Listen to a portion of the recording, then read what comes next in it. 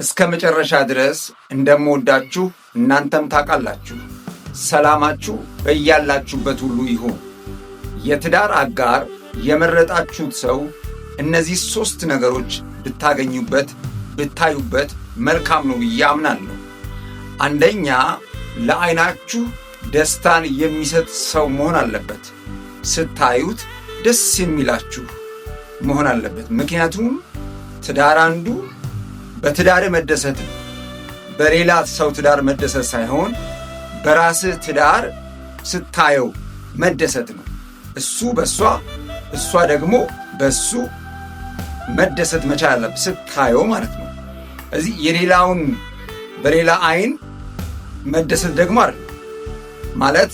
የትዳር ምርጫችሁ በእናንተ አይን ደስ የምትሰኙበት መሆን ይኖርበታል። ሁለተኛ፣ ለልባችሁ እረፍት የሚሰጥ ሰው መሆን አለበት። ትዳር እንግዲህ የእረፍት ህይወት ነው።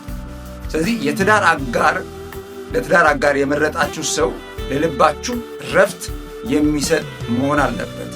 አንዳችሁ ለአንዳችሁ የእረፍት ሰው ከሆናችሁ ትዳራችሁ የእረፍት ቤት ይሆናል ማለት ነው። ሶስተኛ፣ ለአእምሯችሁ ሰላም የሚሰጥ ሰው መሆኑን ማረጋገጥና እሷም እንደዛ እሱም እንደዚህ መሆን አለበት። ሰላም የምትቀባበሉበት መሆን አለበት። ለሰላማችሁ የመጀመሪያ ቦታ የምትሰጡ መሆን አለባችሁ። ለሰላም ቦታ ከሌላችሁ ትዳራችሁ የሁከት ቤት ሊሆን ይችላል። ስለዚህ ሰላምን መያዝ፣ ሰላምን ማድረግ ይጠበቅባችኋል ብዬ አምናለሁ።